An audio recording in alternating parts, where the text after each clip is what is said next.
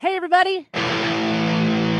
Welcome back to Raise Your Horns with me, Lzzy Hale. Thank you so much for tuning in. You guys are absolutely nuts for allowing me to do this and subject you to all the things that are close and near and dear to my heart.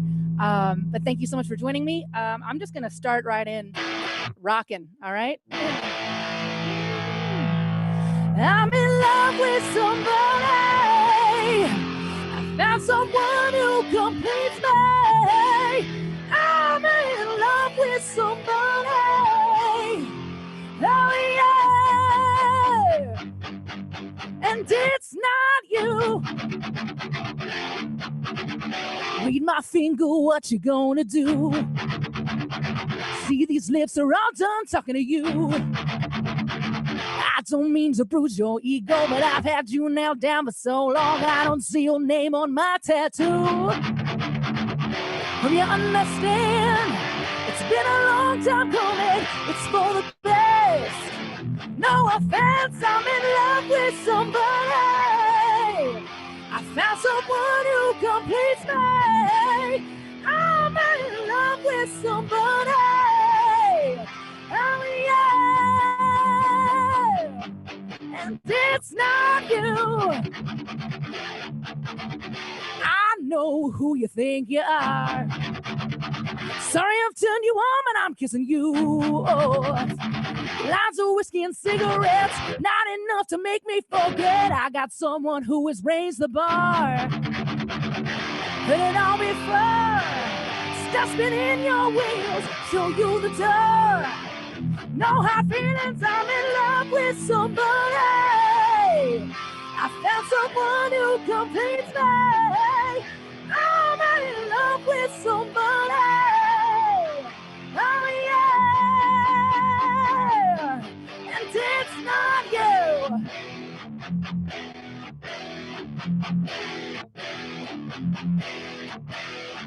You've probably never been shot down before. I'll try and make it easier. Yeah, yeah. I'm in love with somebody. I found someone who completes me. I'm in love with somebody. Oh yeah. And it's not you.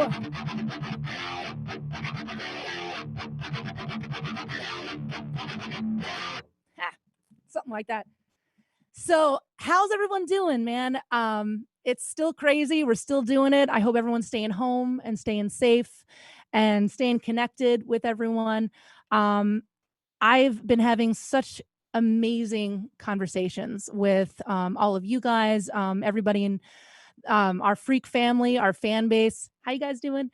It's truly amazing that we are all able to lift each other up, and everyone's able to encourage each other. I know some of you guys are struggling more than others, and those of you who have the strength are offering your helping hands and your words of advice, and even if it's just being an ear, and listening to someone just vent about all the anxiety and everything that a lot of us are going through right now.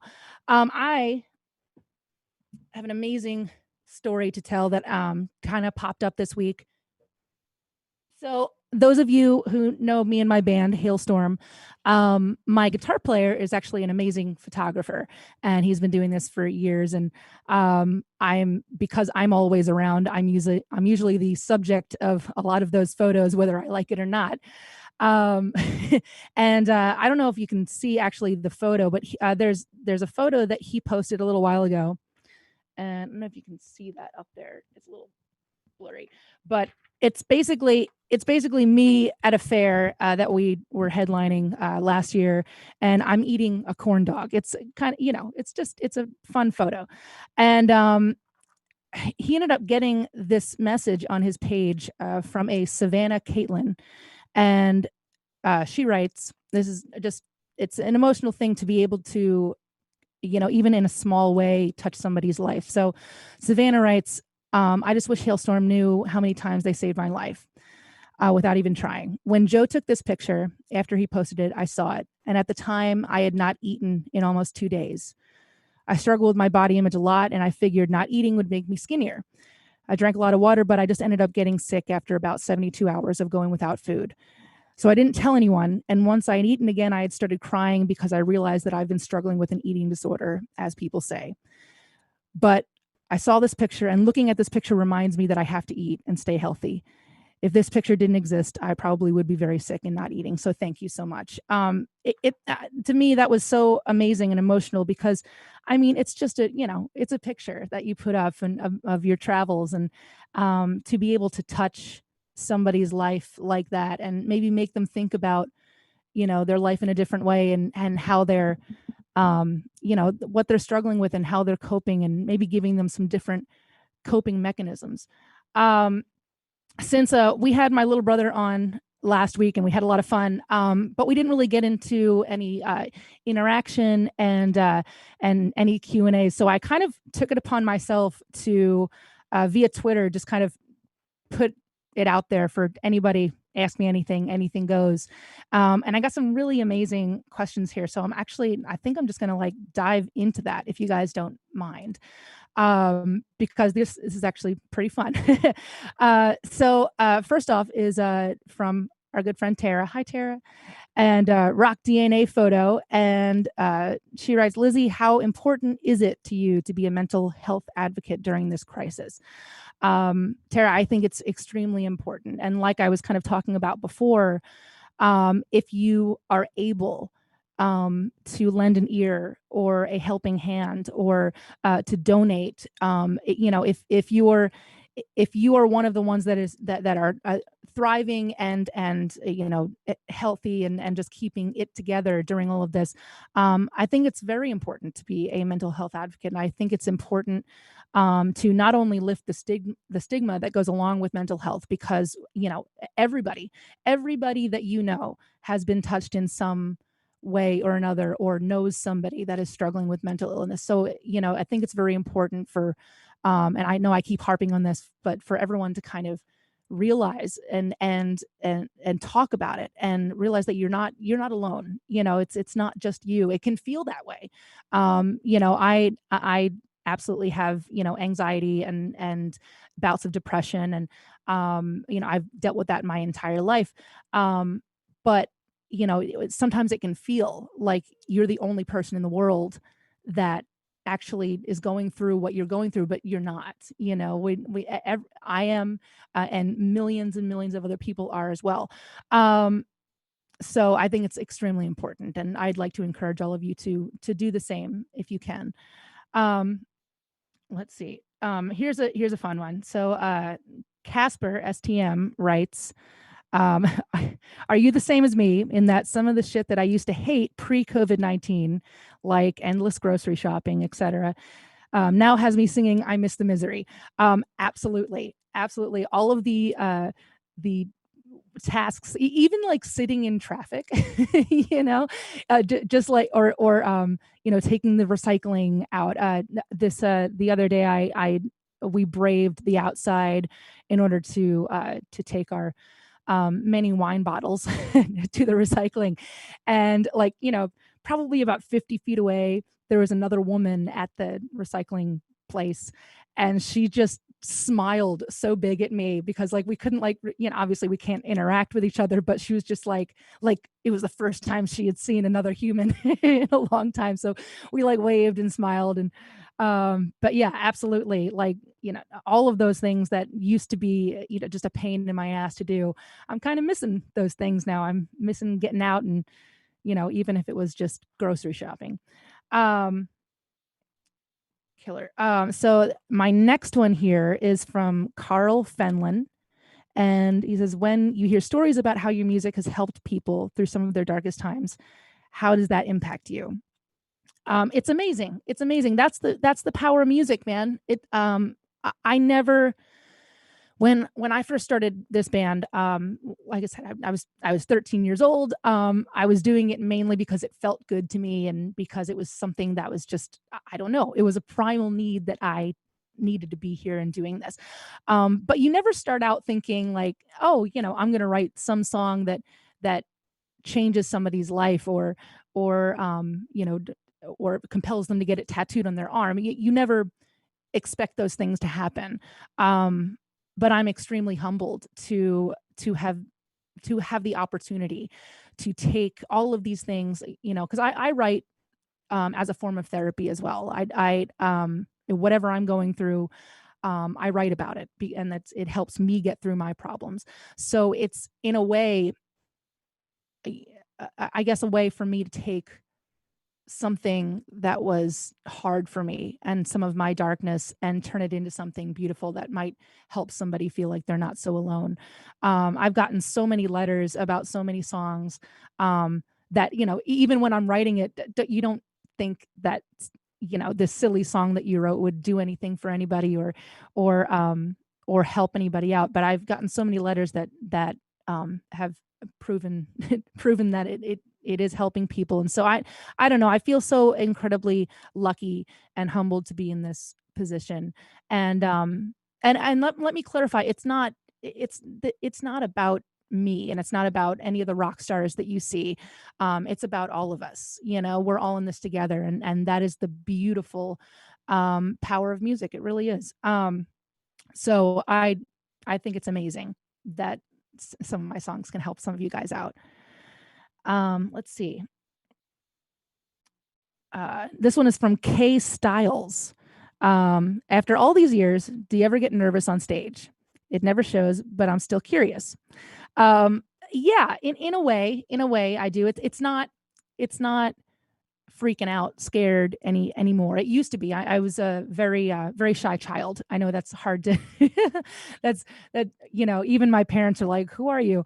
But yeah, I was a painfully shy child, and so it actually took being in this band and doing this over and over again, for me to kind of come out of my shell. So now it's not so much nervous in the traditional sense, but I liken it to kind of going up a roller coaster ramp. You've been on a million roller coasters, what's happening. It's that first drop, right? It's coming, but the whole time you're like, oh God, oh God, oh shit, here we go.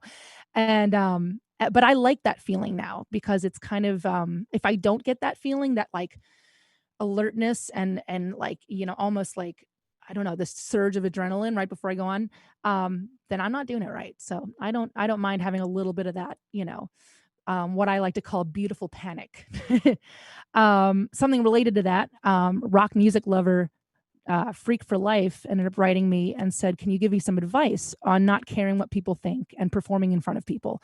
I feel like I get nervous whenever I perform for people." So, when I was a kid, I had trouble looking anybody in the eye if I was like performing or singing a song. I would kind of have the mic down here and not really look at anybody.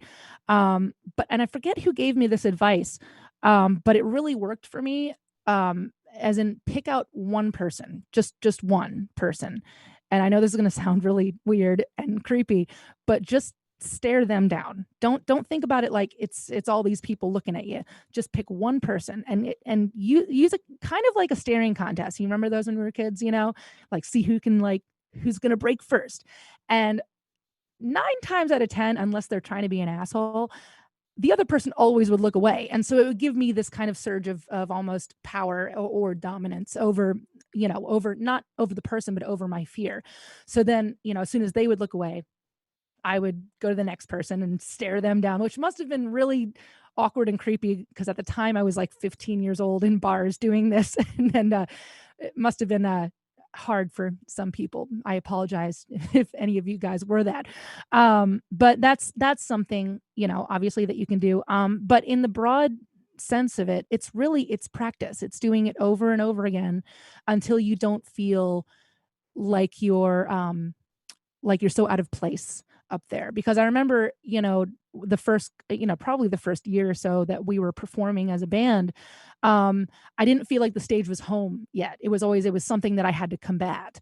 And so over and over again, what you do is that you create a home for yourself. No, no, no. This is my stage. This is my mic. It's all good. That's something to consider too. It's like, you're the person on stage. It's like you shouldn't be intimidated by anybody watching you. They should be intimidated by you. So, in that regard of not caring what some people think, don't.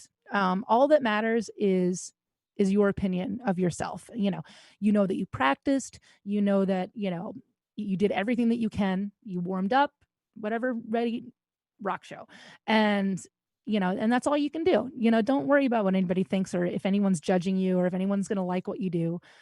Just enjoy yourself, have fun. That's what you got into it for. So let's see.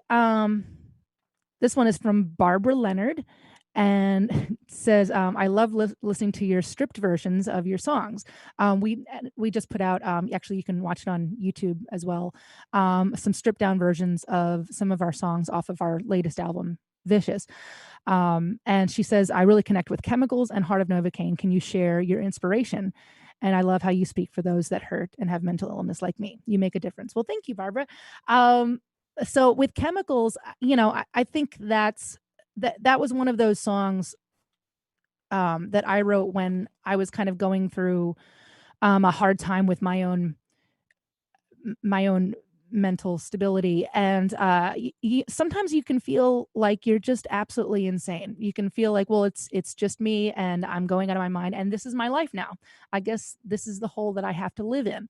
And the truth is that it's not. It's what I learned, and what I'm constantly trying to learn. I go to therapy for all of this in order to kind of navigate my brain and just learn new things about it. And one thing that I've learned is that all of those situations, like the anxiety that you might be having, or um, or the depression that's happening right now, or just the racing thoughts.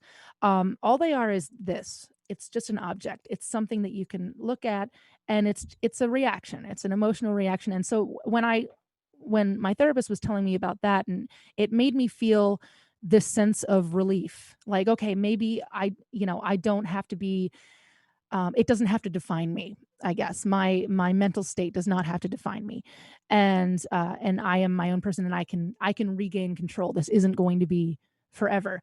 These are just moments, that I go through, and it's okay. And I'm not the only one.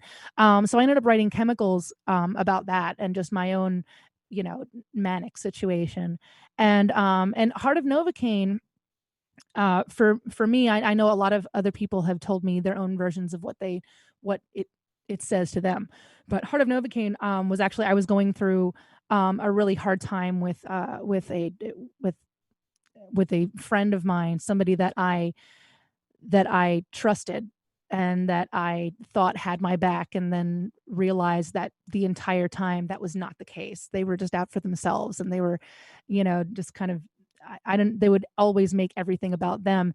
And this was me writing this song, was kind of freeing myself from that. And even though I was upset at finding that out, I was able to sit down and work through it through a song. And then it felt like a weight had kind of been lifted, like I'd just been unchained. And then I can move on from there. So that's what it means to me. But again, I encourage people. A lot of people ask me about what my songs mean to me, but just because I wrote something about something that I was going through, doesn't necessarily mean that that's what it's about to everybody. And I encourage all of you guys to, you know, uh, connect emotionally with songs, in whatever's happening in your life. Just that, let the music speak to you. Don't try to, force a subject into it. Um, Hi, Kaylee. Next one is from Kaylee A. And she writes, "Have you ever met anyone who has had a kid and has named them after you in some way or form?" Yes. I never thought it's almost like I have, like, you know thousands of kids out there that are my namesake and named after me. There have been quite a few, as well as a lot of pets as well, a lot of cats and dogs, and I believe there's a parakeet named Lzzy as well. But I think that's so amazing. Like I said, I never would have thought, when I was a 13-year-old, that people would be doing that and honoring me in that way. I've met a couple little Lizzies,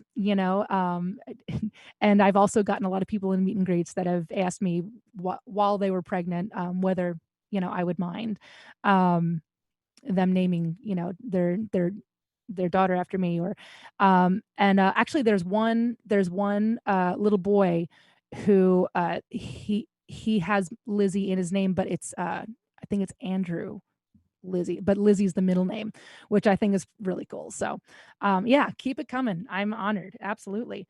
We're gonna just have an army of Lizzies. That's just, I mean, I'm building it right now. Um, all right. This next one is from Gianna.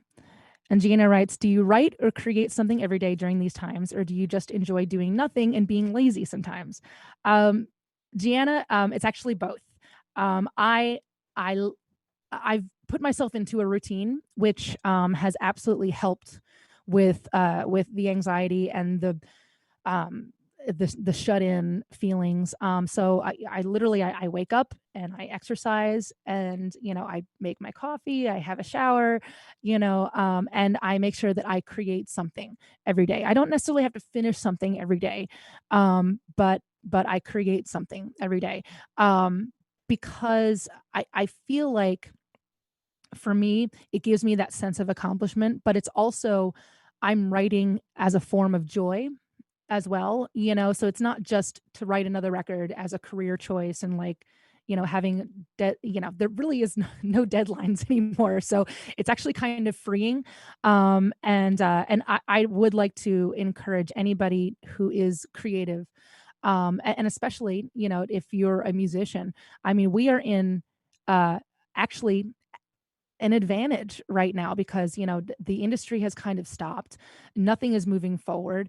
I mean, we're all trying to keep it up, but you have this amazing opportunity to do whatever you want, write whatever you want, experiment with new sounds, pick up a new instrument, maybe start there. I don't know, it's I I feel like because of these times that we're going in, where there's this opportunity for so much inspiration because we're all going through the same thing, and we're all talking about it, and it's such a heavy situation, and there's no the future is unknown, so you can grab from all of that, and for me, lyrics absolutely mean something different now, and so I'm trying to take advantage of that. Let's see. Who do we have next? I thank you guys for all of your questions. It's pretty amazing to just kind of get flooded with some really funny ones, and also and also some serious ones as well.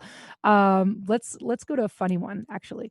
So Gina, wait, Gina, aka Cookie Head, something like that. I can never read your font, Gina, but I know who you are. Um, she asks, how long did it take you to work your way up to 9-inch heels?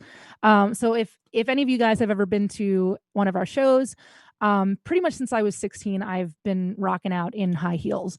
Now I'm not as stupid as I used to be. I used to actually jump off the half stacks in my high heels, and my bandmates kind of had to have an intervention with me about that, and because they were afraid I was going to break an ankle. And so I don't do that anymore, but I do, do a grand balancing act and work my guitar pedals and all of that in, usually it's 8-inch. 9 is a little high.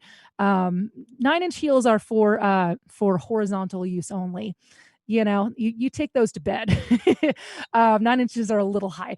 I would tower over my dad in those. But it took me a second. I started with, standard, kind of boots, 4 to 6 inch heels when I was a teenager, and then slowly but surely crept my way up. I started wearing high heels because it was one more thing that the boys couldn't do, so it was just kind of an act of, you know, feminism, if you will, or just girl power. Because I'm like, all right, I'm gonna play electric guitar, I'm gonna sing my ass off, and I'm gonna do it all in high heels, and and just one more thing to set you apart. And that's something I like to talk to a lot of young musicians about. like to talk to them about that too, because I think it's important for you to find ways to stand out. Don't try to fit in. Don't try to chase success. Don't try to chase the radio or trends or whatever's popular right now. Because by the time that you have actually achieved that trend, it's going to be gone. It's going to be over. So you might as well just do whatever the fuck you want and be yourself unabashedly. um, all right, I have a message from Charmaine. Hi, Charmaine. I know who you are. It's awesome to have this amazing family online, and especially now because like we're all at home and we're all doing the thing, and so it's definitely fun to just kind of be a part of this community right now. So Charmaine writes, I finally have a question to ask. How do you choose the songs to be put on a set list whenever you go on tour? Tour. Remember tour? That's great. I love tour. Um, and well, so how we end up uh, choosing a set list? We mix up the set list every night. We really do. Mainly because for selfish reasons, because we get bored and we don't want to do the same set every single night, but also we take requests. A lot of times we really haven't put the set list together um, until maybe an hour out by starting time, and sometimes we call audibles. We don't use any tracks, no trickery, no miming, no backing. It's literally just the four of us plugging in and playing. So it's fun to switch up the set every night, and also it's great because we have some of the best fans in the entire world, and some of you guys come to like 8 shows in a row. So it would be extremely unfair of me to do the same set every night. That would be like weird. It's like, okay, here's the same songs that you heard yesterday. That's silly. So we try to mix it up for all you guys. Mm-mm-mm-mm. All right, next one. Let's see. um this is from C. Mister. Hi, C. And he asks, or she, did you discover naturally that you had this amazing voice and naturally found out everything that you could do with it, or did you work for it? Um, that's it's a little of both, because when I was a kid, I loved singing. I would, do it for family functions, or I was in choir when I was, a kid, and I loved singing, and I knew that I could do it. I knew that I had a decent voice and good pitch and all of that. But the world opened up for me when I started taking lessons, and I took vocal lessons for about a year and a half, almost 2 years, from a man called Steve Whiteman, and he's from a band called Kicks, and so met this guy. We got to open up for his side project Funny Money when I was like 16, and he was making all these noises like all these things, and I'm like, what are you doing? We were sharing a dressing room, and what are you doing over there? And he's like, oh, I'm warming up. And at the time I was like, what is that? I had no concept over it. So he ended up explaining to me that he was a vocal teacher, at Marty's music store, in Harrisburg, and I'm like, oh, that's awesome. He says, well, come down on Tuesday and I'll teach you some stuff. And so I went there thinking I'm just gonna like have one lesson, and ended up just staying with the guy. And he really helped me, I guess, discover a lot of the things that I had going on, and also how to properly use it. After that, I didn't really take any more lessons. It's more been kind of self training. With my screams that I do, and with more of the guttural stuff, um, you know, that's all being on the road, and a lot of my rules are basic, as in, if it hurts, don't do it. You got to drink a lot of water. You got to warm up to some capacity every day. It's not always the same time. I used to do that. I used to do like, okay, we're going to warm up for a full hour every single night, and now it's more listening to my body. So if I wake up and I'm like, la, okay, that's all there. You kind of check it out. You start rattling some stuff. It's good to get a little warm, do some light, scales, or I like to do a lot of humming, or the lip trills, or the tongue trills stuff. That's always a very easy way to do that. Um, and it just literally, it's like it's all common sense. If it feels hard, you're you're tense and you're doing something wrong. So, so yeah, I don't know. There's no magic feather to any of this. You just got to go for it, and you do have to work for it. It's not easy. Like we don't just like wake up, every morning, like or like someday I'm just like I'm a rock star now. It's like that's not how that works. It's you have to chase after what gets you excited, but also work at it. You have to work at it. It's hard, and then to maintain it. We're out on tour for, well, when we were touring, for about 250 dates a year, and on average. And so just the stamina is something that you have to work with too, because anybody can wake up and sing a gig once a week, and be pretty fine, probably without even warming up. But you have to learn, how to maintain, and that just takes practice and trial and error and all of that. Um, so let's see what we got going on here. So this is from BP3 Bootleg Dead. Says, I'm sure that you've received lots of gifts from fans. What's the most memorable, favorite, or meaningful one for you? Um, I have received a lot of gifts from fans. I'm going to kind of run the gamut because some of it is really funny and some of it is really amazing. I'll go through the really amazing ones first. First and foremost, I've gotten letters, like countless letters from fans, and I keep nearly every one, as long as I remember, like not to lose it.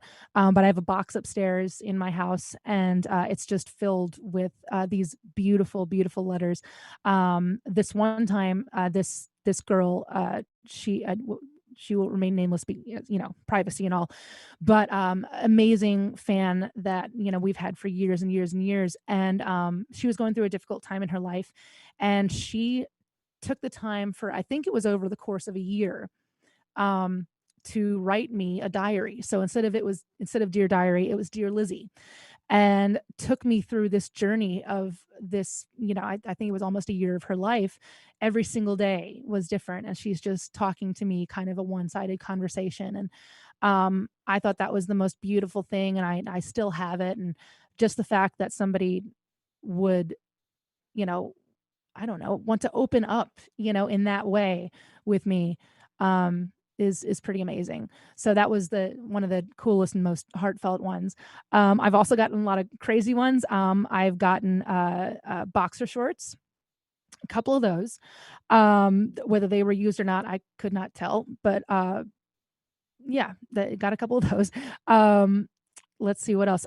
This couple at one point in time brought to a meet and greet this golden box with our logo on it, very pretty, and opened it up, and it was a pacifier, like a baby pacifier, but for adults. Also gold, and I felt really bad because now you guys are all going to cringe because now we're in the COVID-19 days, but at the time they were asking me to put it in my mouth for for the meet and greet, and I just said, I'm very sorry, but I can't do that. I don't know where it's been, germs. And that definitely wouldn't happen today. None of us are doing anything like that, but that was a really cool one. One of the crazier ones was and I know this girl now, and it wasn't anything super creepy, but one of the coolest ones, well, not cool, but one of the crazier ones, was I got this envelope with something inside it, and the the young girl was like, open it on the bus, and open it here.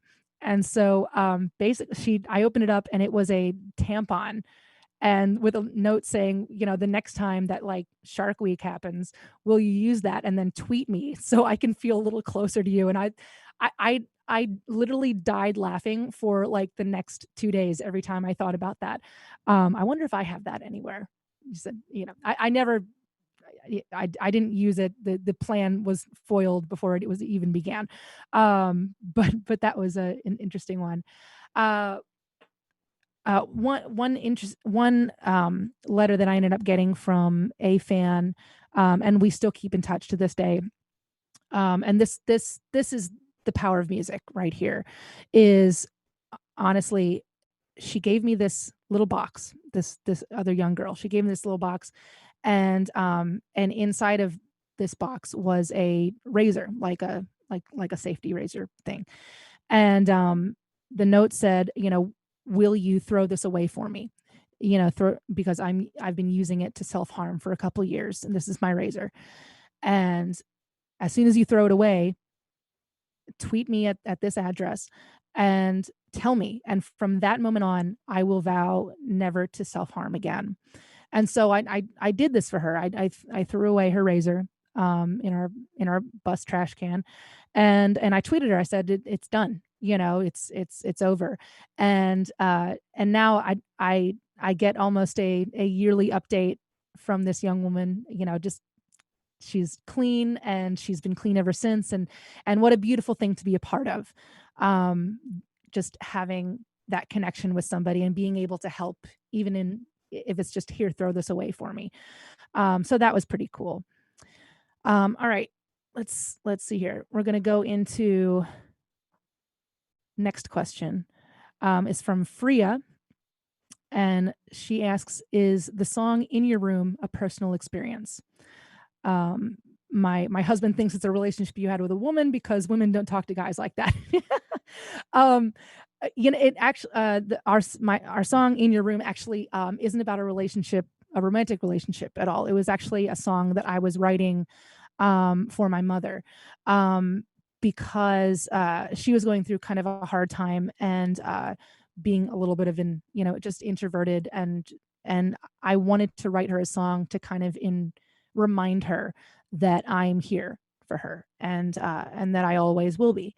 Um, so I ended up writing that song about that. But really, it can be whatever you want to. If you would like for it to be a relationship that I had with a woman, go ahead, do it.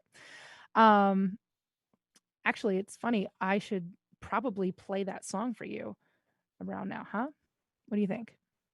Oh, I will play that song for you, but I do have one more to get to for all the youngsters starting out in music today. This is from Solstice Wild, and she asks, she says, "My 15-year-old wants to learn how to make her own music.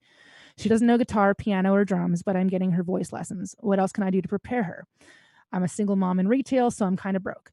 Um, that's amazing that you're encouraging, super mom, like raising them right. It's amazing that you're encouraging your 15-year-old to do what she loves, and to start singing. And honestly, like that's where I started. I started singing. From there, I started playing piano, and then from piano, I went to guitar. If you can't afford instruments, you can do it the old school way, and go into a music store and just sit down. I see a lot of kids doing that in Guitar Center, and whereas they're not necessarily buying anything, but they're sitting down and just kind of discovering the instrument. And if she finds something that she enjoys or that she likes, um then you can start kind of expanding, and seeing how to move forward, and how to then get her own instrument. um if there are a lot of songwriters that don't actually play instruments too. I've written with quite a few of them that are just kind of melody writers. So it is possible to write your own music, and without an instrument. Also, there's Logic, and there's all of these programs in the computer that have their own built-in sounds. So depending on how good her ear is, that's a really good training ground, because all she has to do is kind of copy paste certain sounds into it. There's arpeggiators you can work with. You can change the chords without actually having to use your fingers, or a guitar or piano. So I would encourage you to start there, and then yeah, just keep in communication with your daughter, and you know definitely, like, be aware of the things that she's gravitating towards, so you're able to plan for the future. But there really are no rules to music.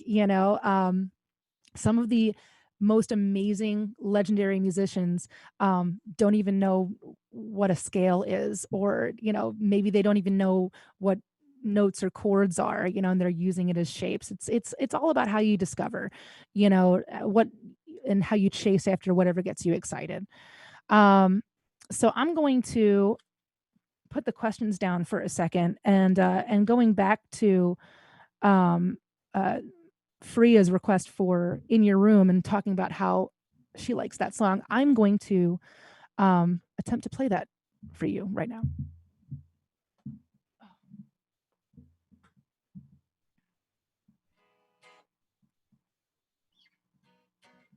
Make sure this is all. Yep. So yeah, like I said, I wrote this, as kind of an offering to my mom when she was going through a tough time, and but really, it can be whatever you want. I've heard, you know, kids tell me all sorts of things about this song. So this song was something that we put on our second record, "Strange Case of Hailstorm," and I don't know. I have a soft spot for some ballads. I'm a rocker at heart, but I like a cheesy love ballad every now and then. So, all right. Let me in your room. I've seen the rest of you, but I know there's something more in your room. And right outside your door, show me things you've never shown before. A few pictures from your past, and those walls you painted black, and the secrets that you keep under your bed. All you have to do is let me in your room. You can be yourself. You don't have to hide from me. I won't care.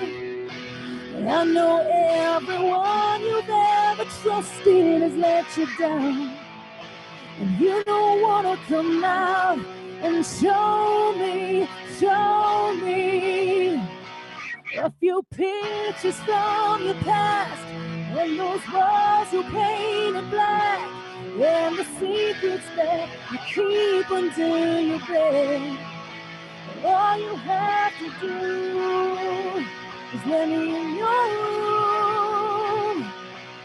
And you know every part of me. I've let you in, I let you see all the darkness, every corner of my room. Let me do that for you.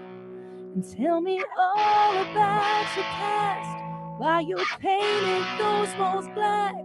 Baby, it's alright, you're safe in here with me. Open up so I can see a few pictures from your past, and those walls you painted black, and the secrets that you keep under your bed. An unopened letter from your dad, a poster of your favorite band. It don't matter, I'll take every part of you.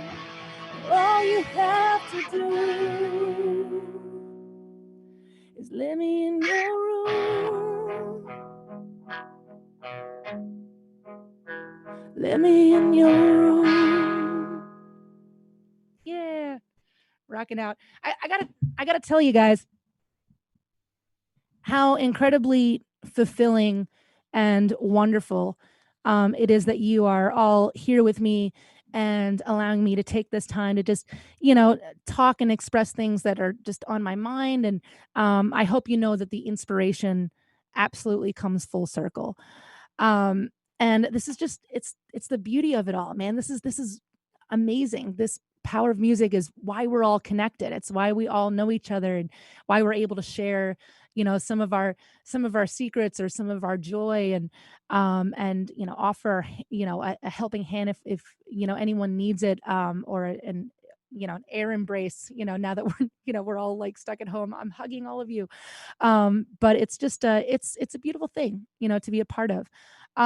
Something that is coming up next here on We Are Here on the air here, which thank you again to everybody at We Are Here for having me every week. So something that happened. So I don't know if you guys are Broadway buffs at all, but the Broadway actor Nick Cordero has been battling COVID-19. He actually went into a coma, and for the longest time, from what I'm hearing, they weren't sure if he was going to come out of it. It's extremely sad, and he was very unresponsive. Um, but he has been his vitals are actually showing positive signs when he is FaceTiming with his wife, or and also listening to his songs, and all of the songs that he's famous for. So coming up next is basically an hour of just celebrating that power of music, and and and it's an amazing thing because medical professionals are actually starting to use music and those practices for physical health and for healing, and not just with comas, but also for Alzheimer's and all of these different treatments, using music as that therapy. So it's a very real thing. And so I'm sending out all of my good vibes, to Nick and to his family, um, because from what I'm hearing is that because of the music, he they're actually thinking that he may come out of this thing. So it's a very powerful, very powerful hour that is coming up next, and just kind of wanted to inform you guys of all that. And man, it's so great to be here, and it's so great to, even though I miss touring. I miss seeing everybody in person, but I know we're all doing the right thing by staying home and following the rules, and just honestly stay safe out there. This is like such a crazy time to be in, but we are all in this together, and we really are, and it's going to take all of us, all hands on deck, to actually get through this. Um, I got something pretty exciting coming up next Friday. I have my good friend and brother from another mother, Mr. Brent Smith, joining me. I sent him a crazy request last night. I'm like, "Hey, would you like to do this?" And he replied with 1,000% yes. So that's going to be really exciting as well. We're going to talk about our times on the road. They were one of the first bands to actually take us out on the road, and just absolutely treated us like gold. And we soon found out that that was not the normal case. Like, they would give us like a rider, and like water, and like dressing room when they could, and all of these things. And then I remember going out on the next tour after them, and having to like argue over cases of over just like, can we get like a couple bottles of water, guys? Come on, seriously. So I don't know. That'll be fun coming up next week too. I got a couple more questions here. I'm kind of going through some live stuff. So, so what's it like being in a band with the same four members for so many years? It's amazing. I have been with Joe and Josh. Well, RJ's my little brother, so I've been with him my entire life. But all of four of my members, we're all best friends. We actually get made fun of sometimes about that, where it's like, wait, you all hang out together? We ended up doing kind of this group call yesterday. We're like, I miss you. I miss jamming. I miss playing. But like, even on like days off, like we'll go to movies and stuff together. Like it's crazy. Like, between my bandmates and my road crew, we're all one big happy family. And I miss all of them so dearly. I miss all of you guys. If any of you guys are watching, I love you, and I can't wait to go back out on the road and have crazy adventures and laugh to the point of tears with you guys. Um, Speaking of which, we do have a small thing that we ended up putting up for our personal road crew. There's a T-shirt on our website, on hailstormrocks.com, that you can buy, and it literally says "load in, load out, party, repeat," which is kind of the roadie slogan in our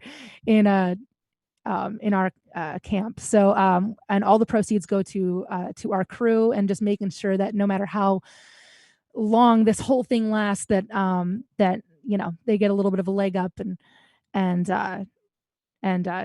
get to kind of have a safety net, if you will. So guys, I only got a couple more minutes here, and let me take a couple more questions. But honestly, like, I hope all of you guys are staying safe and staying sane, and you absolutely, discover some new music. There's a couple amazing records out right now. If you're a metalhead fan, the new Code Orange underneath is amazing. It's like literally like you are being your ears are being assaulted in the best way possible. It's so manic and crazy and unlike any other metal record that I've heard lately. Another amazing record, actually, our good friends In This Moment just put out an amazing record. I think it's their best record to date. If you're a hard rock fan, the songs are great. The message is great. Maria and I have been friends for many years, and she's always been kind of this beacon of hope and encouraging, all of her fans and all of the people that surround it, just pushing out that positivity. So we absolutely relate to that. And let's see. I don't know. Discover some new music. Go out, make some playlists for friends. Listen to some genres that maybe, you thought you hated. You might find something you like. I've been doing a lot of that lately while working out. Just like, all right, I'm not going to go for the normal rock thing. Let's go for the top 40, or let's go for some rap. There's some amazing rap artists out right now. I'm actually like really digging.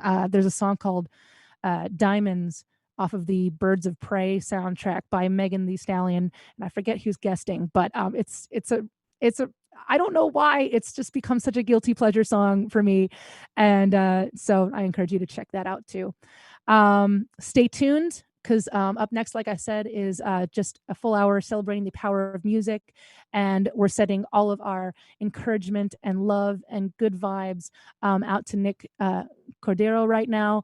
Like I said, who is currently in a coma, but man, you got this, Nick. You do. And through the power of music and everything, that his family is doing and the doctors are doing, I absolutely, I know he's going to come out of this. So such a beautiful thing for us all to be a part of. And I'm going to sign off here, and I'm going to see you next week. Same bat time, same bat channel. And I have a special guest, my good friend Brent Smith from Shinedown next week. So make sure you tune in, and you don't miss out on that one, because we're going to be telling road stories and talking about what he's been up to and how he's combating this whole thing and his thoughts. So I'll see y'all next week, and thank you so much for joining me and letting me rock out and answer some questions with all of you guys. I love you. Stay safe, stay home, stay connected, stay positive, and raise your horns. Over and out.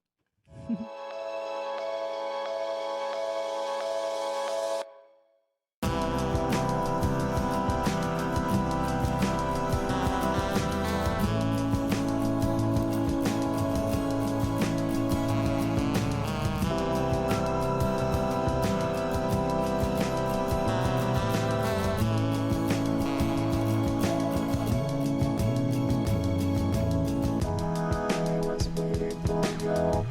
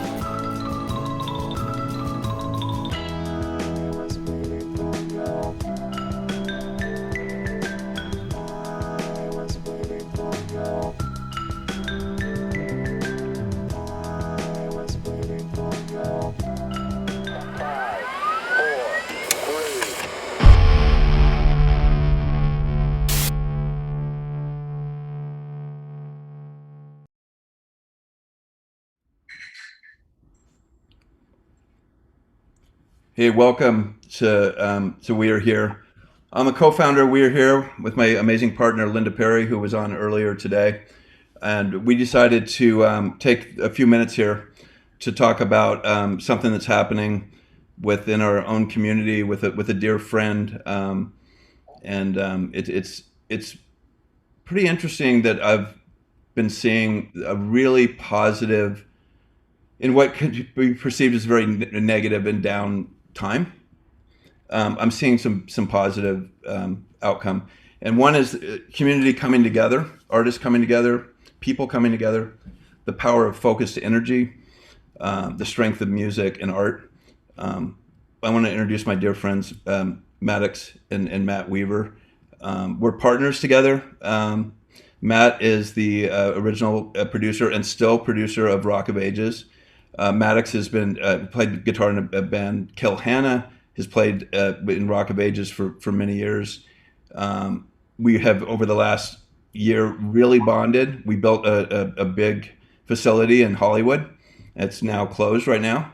We're going to see it to the other side. It will open again. Yeah. And Nick, our dear friend, was a big part of that. Matt Maddox, thank you for joining. Thanks for having us. Yeah. Thank Why you. don't you give a little bit of background here on Rock of Ages and relationship with Nick and where we'll get to where we're at right now. Cool. I'll keep it short. And Maddox, feel free to chime in. But I was thinking about it as we were getting ready to go. There's something, and you'll see with all the people rallying behind Nick Cordero, there's something about Rock of Ages that it's maybe not like on other theater shows because people get very close, and Constantine or Rebecca can talk about this. But I think it was something about Rock of Ages. It was a lot of people's first shows and first successes. And there was something about Rock of Ages just because of the nature of it, that it was sort of us against the world and we were always an outsider. And I think that combined with just the luck of these beautiful people that came involved has created this incredible bond, especially as you'll see with all the people rallying behind Nick. And very briefly, we were just lucky enough to have Nick join our cast. I believe it was in Canada. He was one of the few Canadian people that were in the show there. Nick actually did the first tour. Yeah, I did the first tour, and then was with us on Broadway, and was, we were just so fortunate to have him actually move out from New York to Hollywood last year to join Rock of Ages Hollywood at the Bourbon Room, which Carrie is a partner, and we pulled that off. And so we're blessed to have him. And again, I was just thinking about it because it's incredible, and Maddox can speak to it, how everybody is rallying around this man and why. I think we should take a step back and relay sort of why we're here, why we're talking about this. About 2 weeks ago, when the quarantine started and we had to shut down Rock of Ages, Nick, this is a personal story for Nick, but Nick went to New York to wrap up his apartment over there and finished moving out to LA to continue Rock of Ages Hollywood. And while he was in New York, he contracted coronavirus, which was misdiagnosed on the front end as pneumonia. And he eventually ended up in ICU and has had some complications recovering from COVID. So that kind of leads us up to where we're at now. Today, he's gotten a lot of positive news, a lot of small wins. But we want to really just raise awareness for what Nick's story has been while he's been unconscious and been in ICU. I started a Facebook chat this past Sunday, and about 200 people are in that chat group now. We started talking, sharing memories of Nick at the same time, focused at the same time every day. One of Nick's old friends, Ro Sardona, that he wrote songs with, was in a band with in Canada. He's actually here. Can we bring Ro in right now for a minute? Yeah, let's go ahead and bring Ro in. Laura, if you can do that, we're doing the show in real time, and usually I'm switching the show. I'm not usually on it, so Laura or Steve, if you can pop Ro in. It looks like someone's coming in. It looks like Ro. So usually I'm switching the show. I'm not usually on it. So hey guys, yeah. Hey, bro. Your camera's not on. There you are. There we go. Awesome. So Ro, do you want to tell everybody a little bit about your relationship with Nick? And obviously he's a close friend to thousands, but you've known him for a very long time, from way back. Yeah.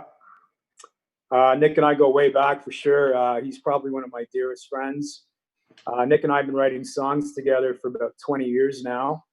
I don't know anyone more dear to me, to be honest with you. And this has hit us all pretty hard. The true bond I share with Nick is music. That's how we met. That's how we build our relationship to this day.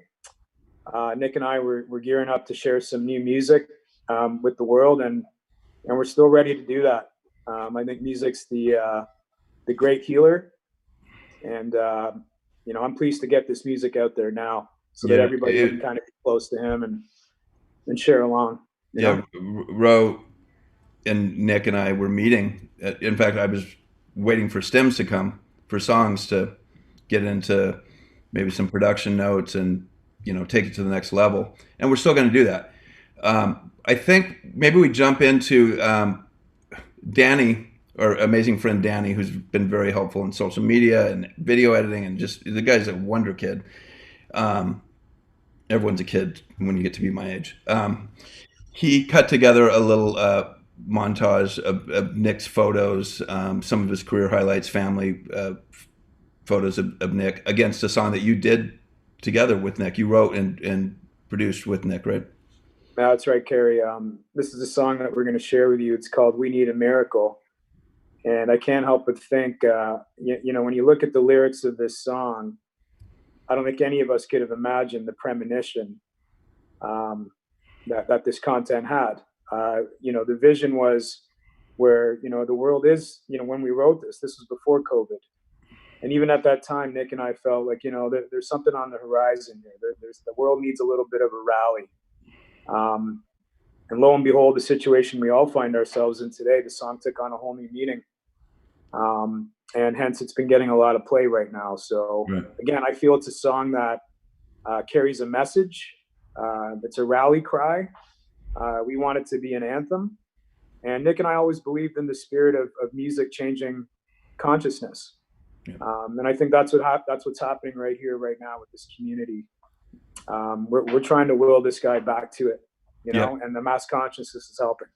Yeah, there's an amazing story that I think we'll tell after we run this song. And so we're doing this, like I said, in real time. Usually I'm switching the show. I'm not on it and switching the show and streaming it from my garage. So Steve, if you can even jump in with your voice of God from our other location, who's actually doing all the magic to get this on YouTube. Do we need to mute our microphones?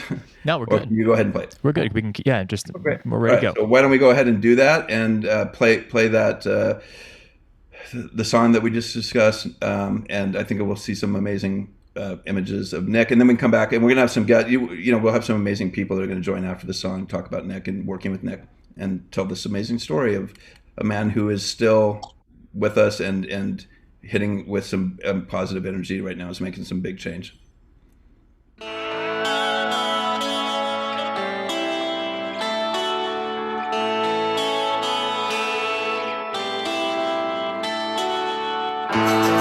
the noise, like I jumped out of the ocean with a road special kind of potion. When you feel it, go stirring in motion all day long. Something's wrong.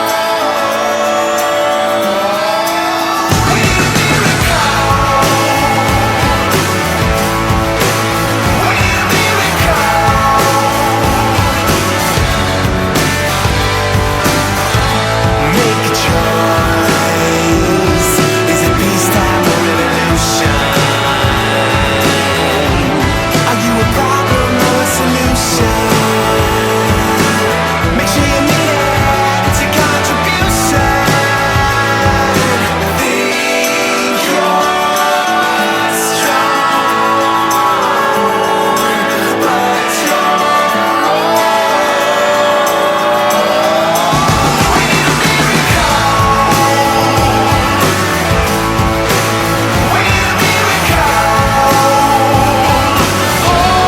what was once repairable, all has become unbearable. If we survive, it's a think you're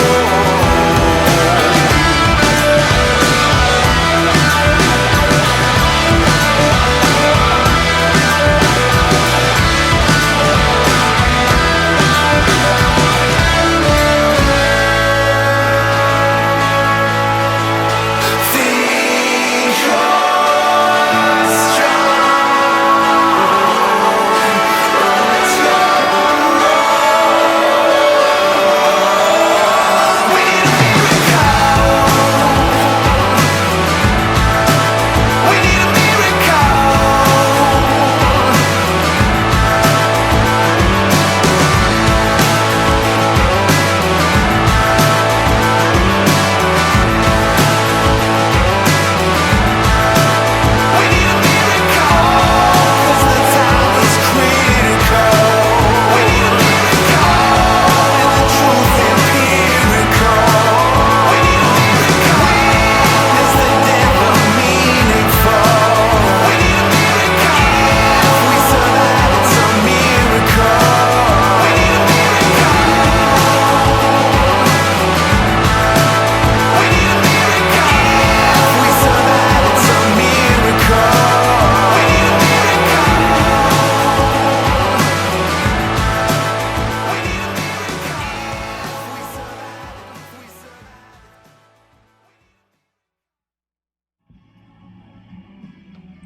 Awesome.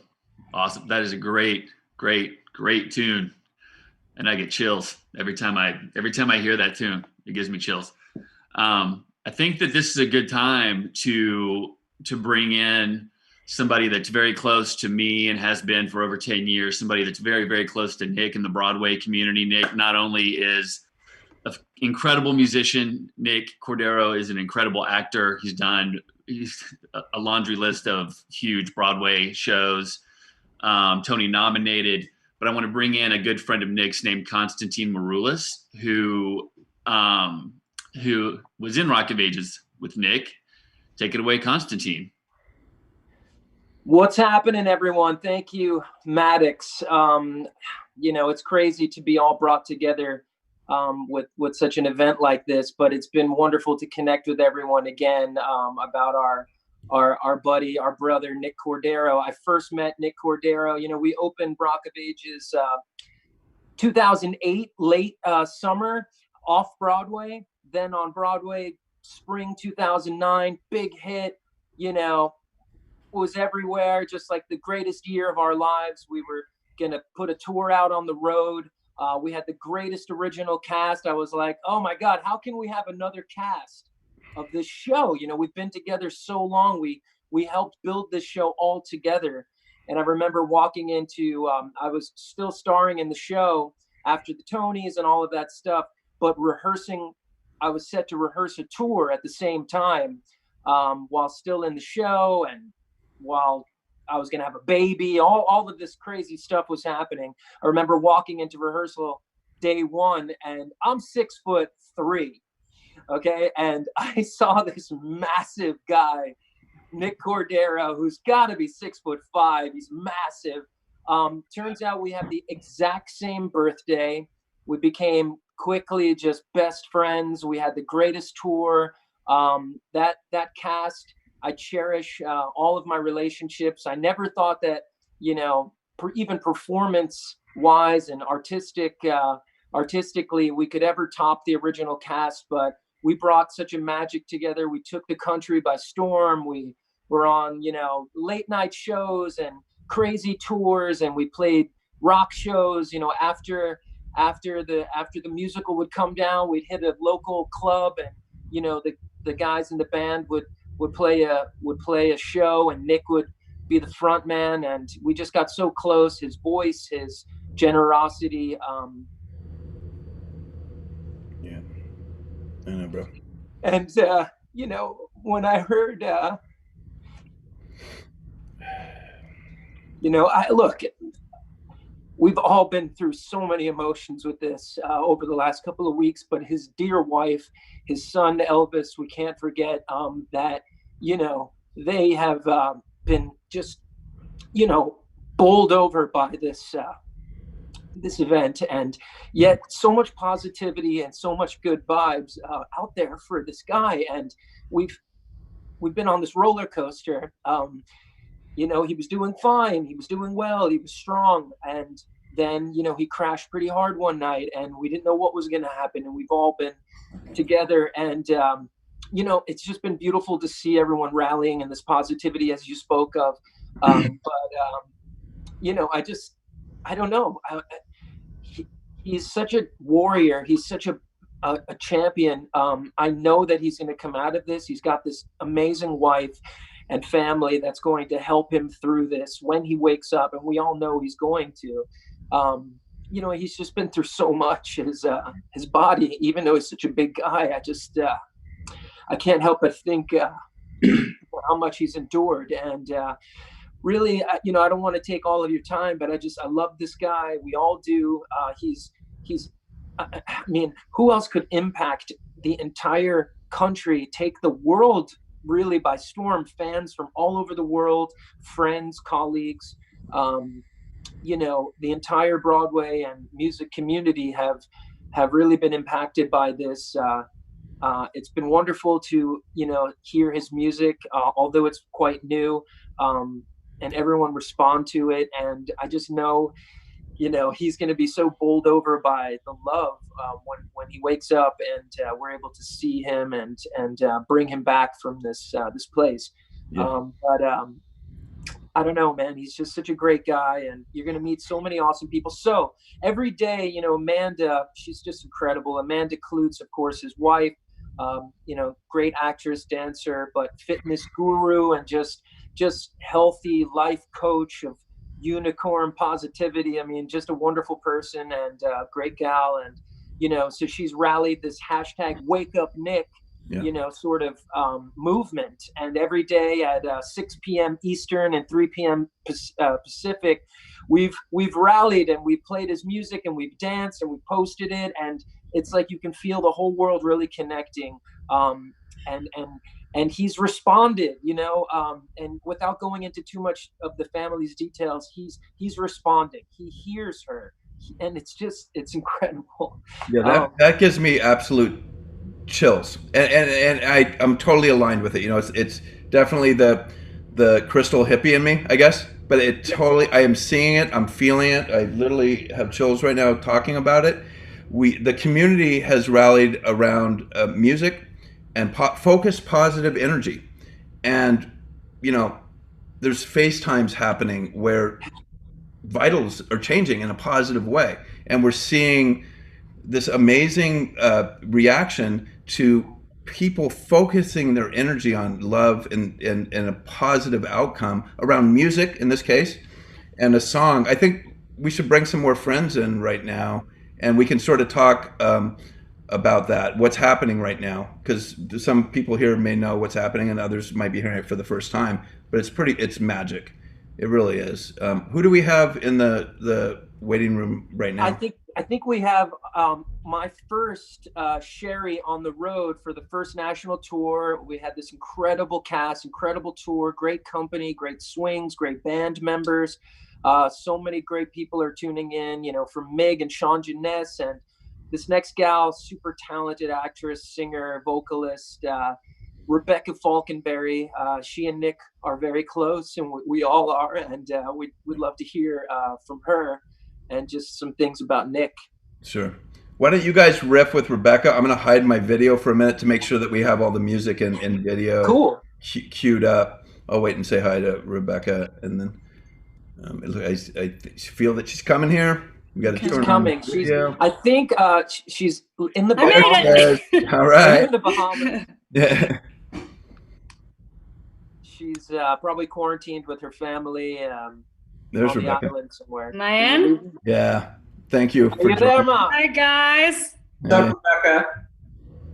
One of the best Sherrys that's ever done it. We've seen her all over television, and Oh, Great thank you. boy. I've got you on YouTube too. Let me turn you off. No, There, oh, YouTube. there Hi. we go.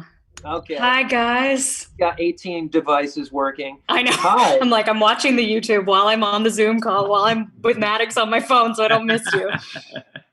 It's No, so we're good to see here. your We're just faces. catching up about Nick. So, you know, please give us a few moments. I mean, yeah, that national tour, I had just moved to America like 2 or 3 months before from London. And that tour, like, you can't describe how special that group was. And I think there's something about getting up for the bus at 6 a.m. to go to the airport, to fly to Ohio, to go to Detroit, to go to, you know, Chicago, Boston, and sit through tech with each other. And whether creating art is your job, whether you're doing it as your hobby, there's something about making music together, being on a stage together, that bonds you and creates just this special thing, this vibe, this energy between you, where it's a family and you care about each other. And whether time is passing and you're seeing things on Facebook, and because we did the national tour, and apart from Nick being hilarious, apart from him being like a big teddy bear, that if you've not, I can't wait for my Nick Cordero hug when this is done, because he gives the best. And like, we used to, after that, we would, first of all, what you didn't mention is that your band group was called The Most Handsome Men in the World, which I'd say was facetious, but I think you guys are being serious. And we had these epic gigs of just like rock and roll and, you know, drinking and having fun, and as well as putting on this epic show. How did Constantine allow Nick to be the front man? How did that happen? Well, he was resting his voice. That's Maybe a good one question. night. You know, we had so much success on Broadway with the show, and I was sort of leading the charge on tour, and you guys had, you know, me on television every morning at 6 o'clock and radio interviews every morning at like 5 a.m. And, you know, we were all over TV and press, and certainly, you know, Rebecca was there, and a lot of people would get tagged in to help me out. But, you know, but you always had to be there. So we went out, then you would get up at 5 a.m. and to wail the way I had to do it. And I've always done 8 shows a week. So, you know, I left Nick, you know, it was their thing. And I would get up there once in a while with them, but I wanted it to be their thing. And I would go and I would watch as a fan. But this way, you know, what's great about Rock of Ages, it's such an ensemble show. Yes, you know, I got to have so much shine in it for so many years. But it's a show that we've discovered so many incredible talents, and actors that can do a myriad of different roles.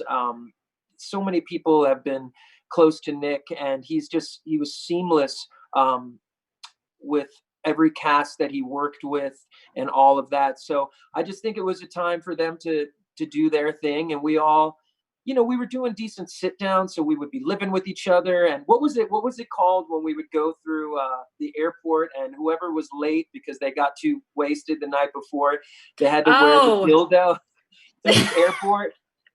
And there was a name for it, but it was a prize. That was we want to keep this family friendly. We keep it very family. There was an award. There was a glittered award that you got if you were the Hot Mess Award. That's what it was. Hot Mess. And it would be given out on the bus on the way to the airport. Let's steer it back to, I mean, I think that we've got a lot of eyes and ears on us right now that aren't necessarily familiar with Nick's story. I want to bring in Erin Cummings, who is another extremely talented actress, very good friend to the Rock of Ages family. And she is a breast cancer survivor. She knows firsthand what the power of positive energy surrounding you and what a difference that can make. Because a lot of time, I personally am not that person that has ever been a cheerleader or super positive. I've always been a little bit cynical, but seeing Nick's story and seeing firsthand how organizing positive energies can affect the outcome of any illness, breast cancer, COVID virus, cancer of any kind. Erin can speak a lot to that. Is Erin available? I'm here. Can you hear me? Yeah. There she is. Hi. There she is.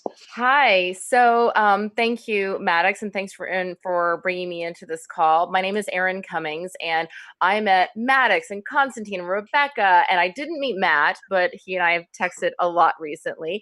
And I met Mig and, of course, Nick. It was about 10 years ago. I was working on a TV show in Detroit, and when Rock of Ages came through, the producers coordinated a meet and greet of our cast and their cast.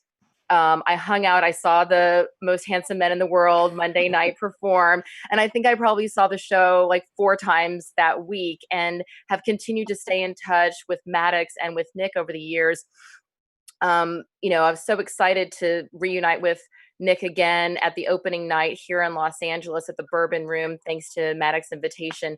And when all of this happened, Maddox thankfully kept me in touch, and I said, I want to be able to be there in the way that people who are in the immediacy of grief need that. And as Maddox touched on, I was diagnosed with breast cancer right after my husband and I got married, and my husband also got very sick that same time. So we spent our first year of marriage in a really dark place. But through that, we were really able to come out of that darkness because of so much light shining around us.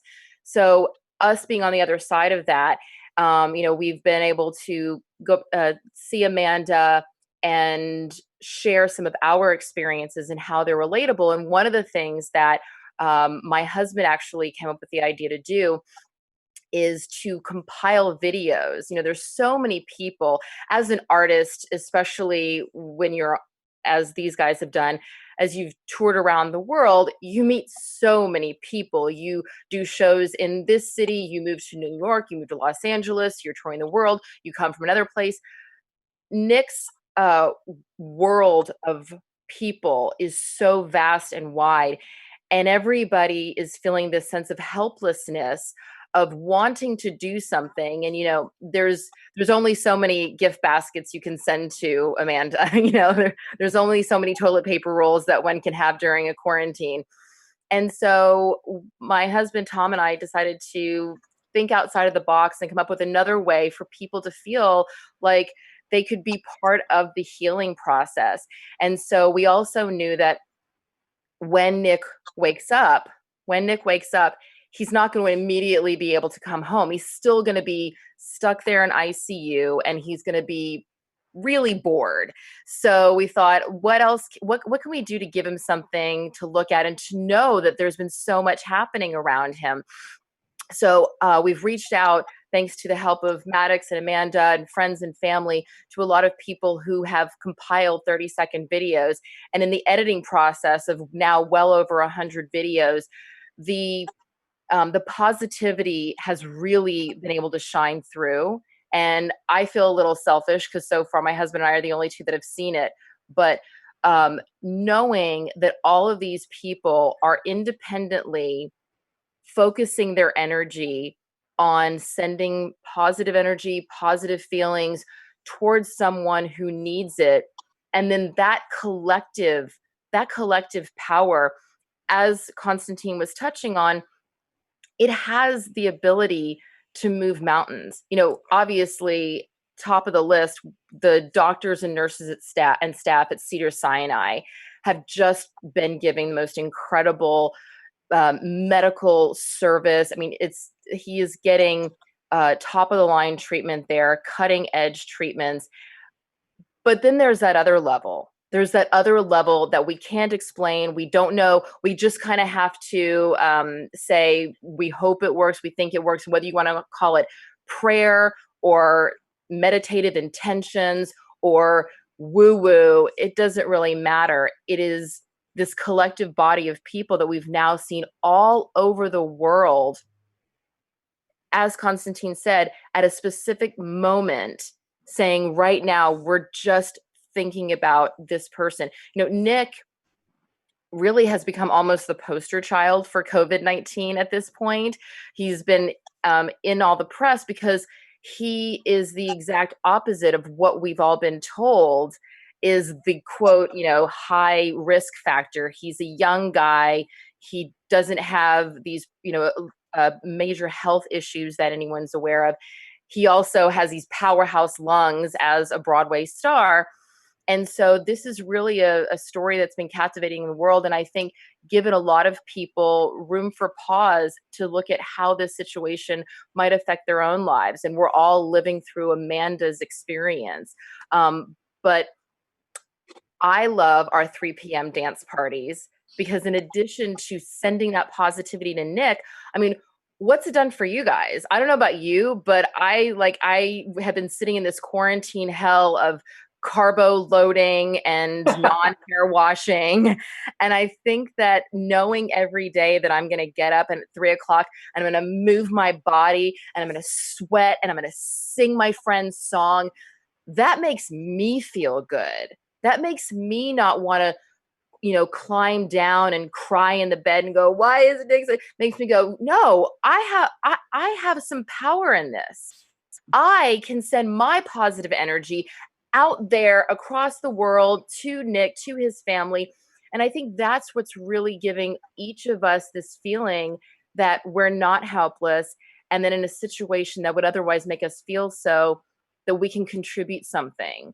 And I love how people all over the world who don't even know Nick are getting up and dancing and singing right along with us. Yeah, I think it's worth mentioning too that, you know, whenever us, you know, those of us that are sometimes prone to being bummed out and depressed and feeling helpless, I'll log on to Instagram and see Amanda, whose husband is the one that's down and out at the moment. She's dancing and singing, and they have a 10-month-old baby named Elvis that she is keeping entertained, and it's an entirely different approach than what I've seen a lot in my life. Not letting the negative aspects of it get you down. They've had people like Frankie Grande send out messages of love and support. Priscilla Presley, Matt Weaver, our producer, and his team reached out to the Presley estate, and Scott Prizan made that happen. Yeah, it's Scott Prizan. And Priscilla Presley posted just a message of support and encouragement to Amanda. I think we might have those somewhere. I don't know if through the miracles of modern technology we could put those up there. But it's about Pacific Standard Time. It's about 2:52. So we're about 8 minutes away from our 8 minutes. daily ritual. I think we should talk. Thank you, everyone. It's like we can do this for 3 days and still be talking about Nick and the situation. And I am seeing this outreach of community like I've never seen before. So we're all like stuck in our. I'm in my garage right now with a virtual background, and I've been in the same chair for a month, it seems. And Leon's getting larger in the belly, you know what I mean? But I look at Amanda and she is literally the strongest person I've ever seen. I mean, she does. I'm like, if I'm having a bad day and I look at her Instagram account, I'm just like, come on, let's What do go. I have to worry about? Yeah. If she can get on there and dance and do her dancer arms and do the TikTok dances and say, let's be positive and this is a big win, guys. I'm like, if she can do it, I can do it. And if I can post about it and someone else can be positive and say, come on, Nick, wake up. Come on, buddy. And that's, I feel like, what we're all doing. He's got to feel that. That's got to, I'm in Bermuda and I know it's going across the ocean. And I know people in Australia. Yeah. And she actually, someone commented on one of her posts, like, oh my gosh, how is she dancing right now? I would be dying. And she replied back, she said, everybody deals with grief in their own way. This is how I deal with my grief, is I got to get up and I got to move my body and I have to dance. And I think that's a really powerful thing, is her saying, you know what? That's okay how you deal with your grief. This is how I deal with my grief. And it works for her. And it's really infectious. It makes you go, well, you know what? The way that I've been dealing with my grief has serviced me so far, but let me try what she's doing. Maybe that can inform me of something different. And I know for me, it certainly has, but I love how her positivity is not platitudes. It's not saying everything's going to be fine, everything's perfect, because we don't know what's going to happen. And saying everything's going to be fine doesn't necessarily make everybody feel better, because we just don't know. But what we do know is, in this moment, she's saying we have the power to feel good and to feel positive about what's happening right now. And right now, we're just sending great energy. And that's what I really love, is she's focusing on that, not in the future. Just right now, we're going to dance. Right. And I'm sorry, I'm texting right now because my team has been amazing. We've been streaming for the last 4 weeks. We just kind of invented how we were going to do this as a company. When we were told we have to go home, all of our employees went home with their laptops, and we just have figured out how to put our content online. And thank you for joining. They're trying to get us Amanda's stories so we can show what's happening there with all the reposts. Oh. But I know for sure that we have Frankie Grande, his story that he put on Instagram. And maybe real quick, because we're going to run out of time, we want to get this right at 3:00. We got to dance. We got to dance, So this Zoom link, Carrie, also to put in the chat. Laura, if you can hear me, if you can send Maddox the Zoom link, this Zoom link right now, he can put in the Facebook chat, and anyone that's there, you can go ahead, guys, go ahead and throw it in YouTube too. You can ask Emily to do that, Laura. What that'll allow everyone to do. Yeah, they can just join it in, and right at 3, we'll jump in with everybody. But let's talk a little bit about the song real quick, and then we'll get to how this happened. I mean, his song titles are really it's kind of like what, like like literally every song title is like, what's going on here, Nick? What are you saying? Yeah, I think that Nick is in general just such a positive guy. He's a very spiritual guy to begin with, and so I think that his lyric writing comes from that place of something bigger than him, place of hope. And I think I'm excited for a lot more ears to be on this song in 4 minutes. And we've been doing it every day since Sunday. Without going into a lot of detail, Nick wasn't doing that great over the weekend.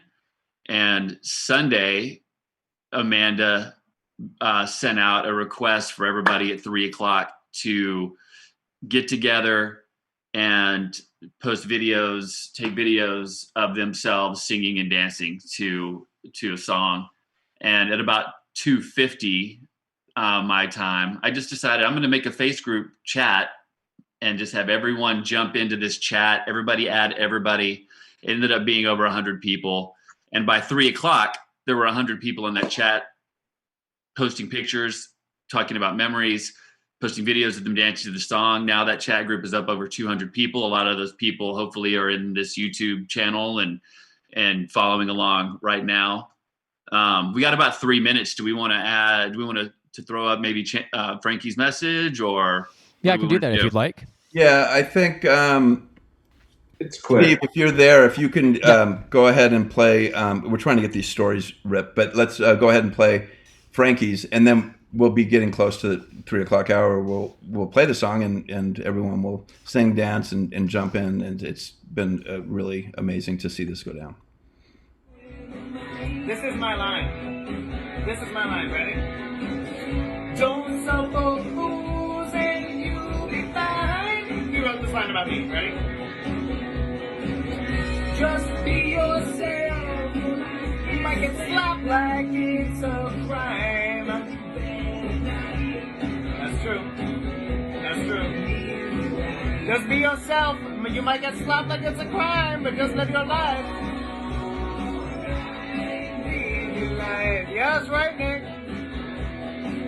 Like you got one night in your life. Woo! This glitter's for you.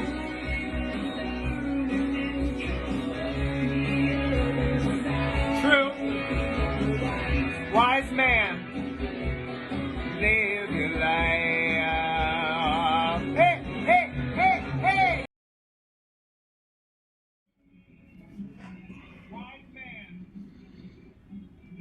Frankie. Frankie keeps it so super positive too. Where he's going to be doing something with us very soon from his meetings, so feedback from his. Well, I won't spoil it. He's going to be doing a show with us. It's going to be super fun and cool. And maybe because I don't know what we've been able to grab video wise, we're getting ready to go to the song. Why don't we talk quickly about the Elvis song, and then we'll. Got about 1 minute, less than a minute, obviously. Yep. So, what do we have as far as Steve, our voice of God? Yes. What do we have for the song to play? Did we just have an MP3? Yes, that's correct. All right, great. So I think people should go to Amanda's Instagram and take a look at what's happening there to really get a feel for this. And everyone here is a part of it, and it's truly, truly amazing. And again, one of the strongest people I've ever met. And I really know her through social media. You know, I know Nick well, but Amanda would, I know her through social media, and she's a connector for sure. Yeah, I think it's almost 3 o'clock here. So I don't know if people actually, if we got the Zoom link out to people, if people have joined the Zoom link. Yeah, we're working on it right now. Okay. Maybe just pop up, Steve, a couple of the Instagram videos if you have them. Our team was just grabbing some. Sure, to show what people have been doing. There's hundreds of them. I got a handful, getting those loaded right now. Great, thanks.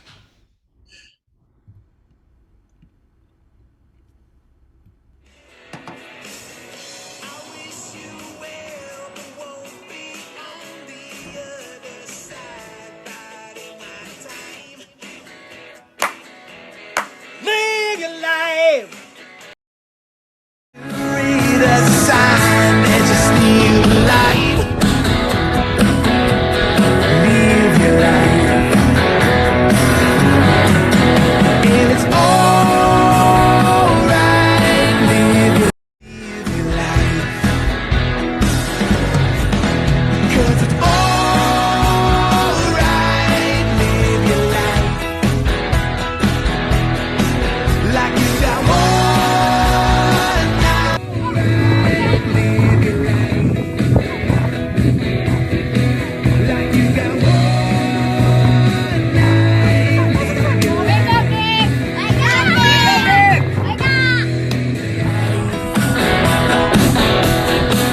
Like you got one night. Live your life. Right. Well, I really want to thank my team at We Are Here for pulling this together literally 2 hours ago. And everyone that's jumped in so last minute to talk about Nick and the story. We do have a Music Cares donate button if people want to donate to Music Cares. There's also a Broadway. What is the Broadway charity? Do you guys know? Broadway Cares Broadway Equity Cares. Fund AIDS. Yeah. Go check that out if you have a few bucks. I know it's tough for everybody right now. And Amanda's Instagram handle. Amanda Klutz. There you At go. Amanda Klutz. KLOOTS. Right. So it's time to do the song, and Amanda will change your life. So if we can roll the song, Steve. Yeah, here we go. Everyone sing this. All right.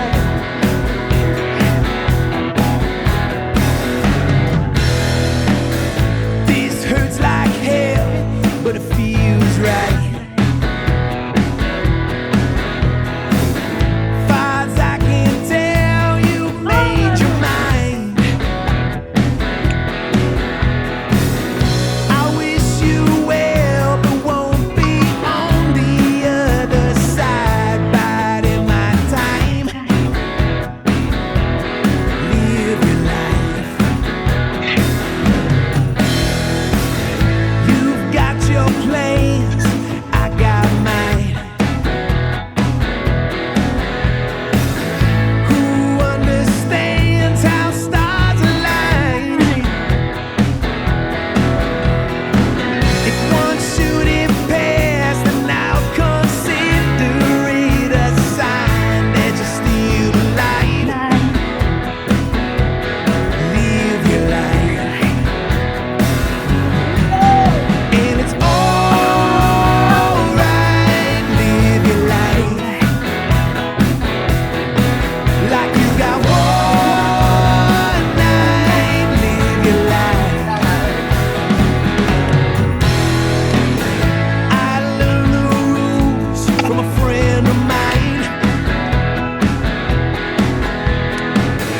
Don't suffer fools and you'll be fine.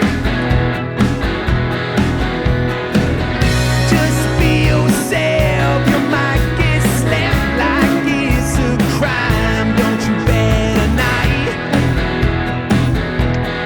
Live your life. 'Cause it's alright, live your life. Like you got one night, live your life.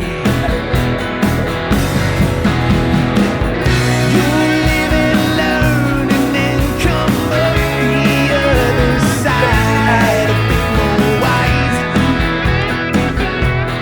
Live your life.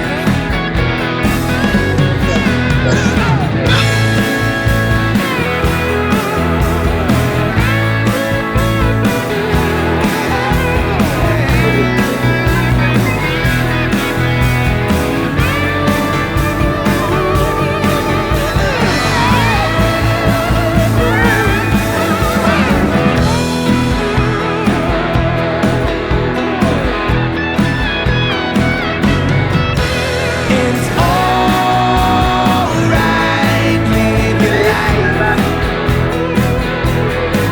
Like you got one night, live your life. They'll give you hell, but don't you let them kill your life. Not without a fight. Live your life.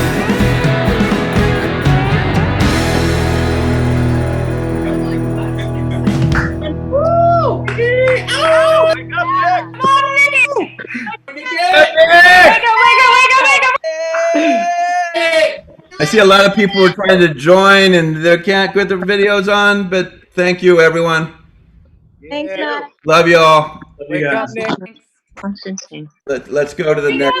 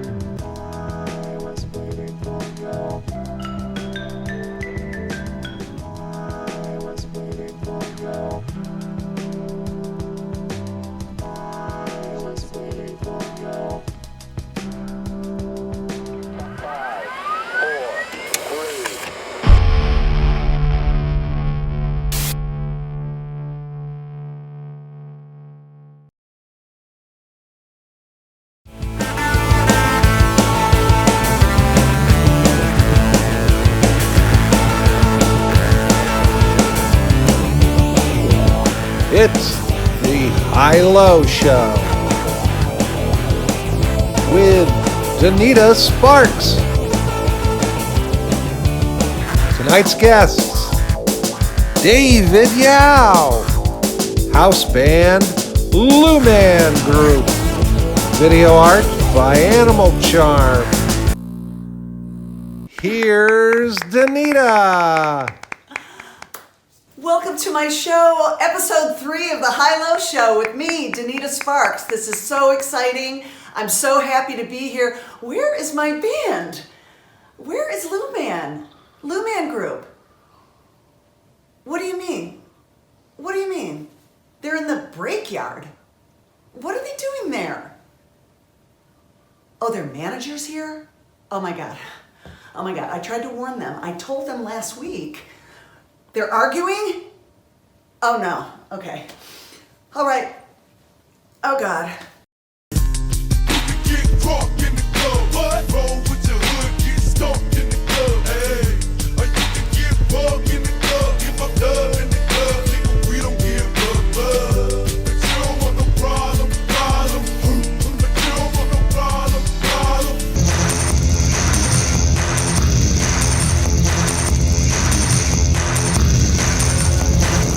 You haven't been with us from the beginning, and like you're overreaching, man.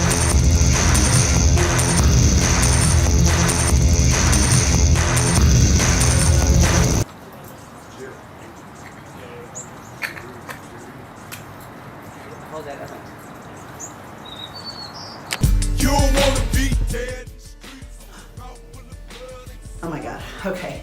I'm not gonna get freaked out. I'm not gonna get rattled. Many blessings, many blessings. Margot, can you check on the band, please? I need a status report. Okay, I'm so worried about Luman Group. Okay. All right, well, let's just get on with the show. My guest tonight is an actor, a singer, an author. In fact, he's got 2 books out, Copycat and the Jesus Lizard book. Legendary frontman of bands Scratch Acid, the Jesus Lizard, and the Reformation of Flipper. Ladies and gentlemen, please welcome to the stage my pal, David Yao. They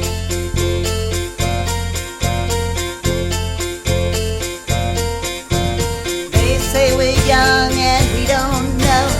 Won't find out until we grow. Well, I don't know if all that's true, but you got me and baby, I got you. Babe, I got you, babe. I got you, babe. I got flowers in the spring.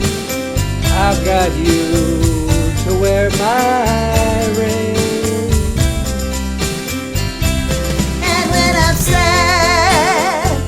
You're a clown, and if I get scared, you're always around.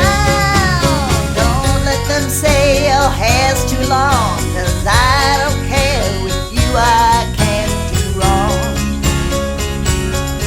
Then put your little hands in mine. There ain't no hill or mountain we can climb. Babe, I got you, babe. I got you, babe. I got you to hold my hand. I got you to understand. I got you to walk with me. I got you to talk with me. I got you to kiss goodnight. I got you to hold me tight. I got you and I won't let go. I got you to love me so.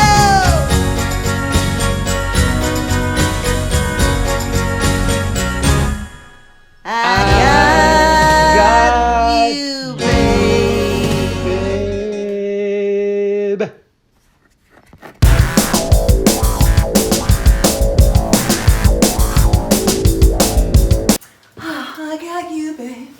I got you, babe. Oh, that was so sweet.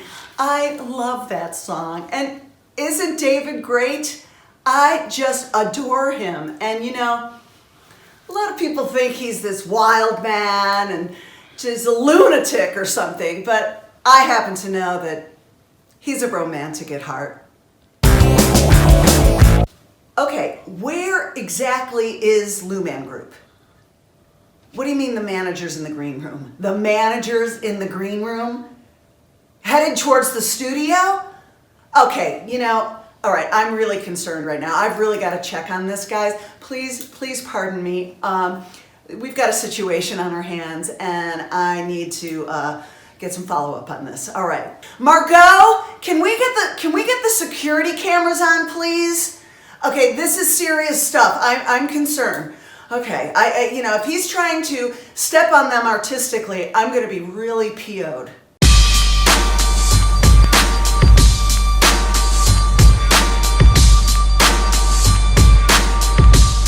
Why don't you come and say it to my face?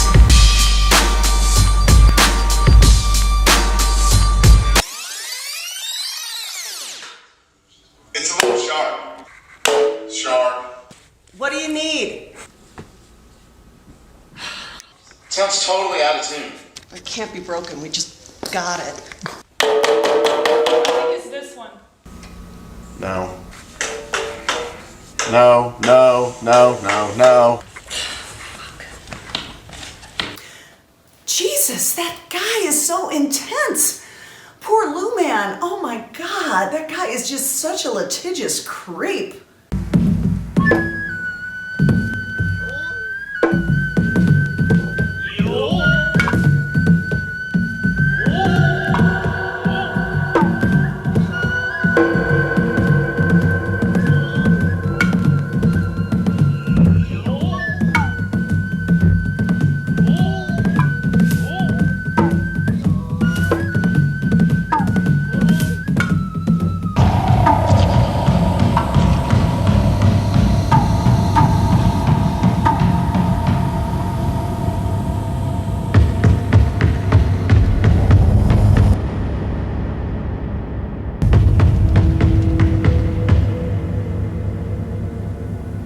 I know some people love sunshine, and I totally get that. But as a narcissist, I love and miss stage lighting. So we're going to spice things up a little bit. I've got an aerobics workout. It's easy, rock and roll themed for those of you who don't like anything but. Here's the routine, everybody. 1, 2, cha-cha-cha. 1, 2, cha-cha-cha. Proud Mary. Proud Mary. Band on the Run and Heroes. Super simple, right? Let's try one more time. 1, 2, cha-cha-cha. 1, 2, cha-cha-cha. Proud Mary. Proud Mary. Band on the Run and Heroes. Okay, let's do this. Go you chicken fat.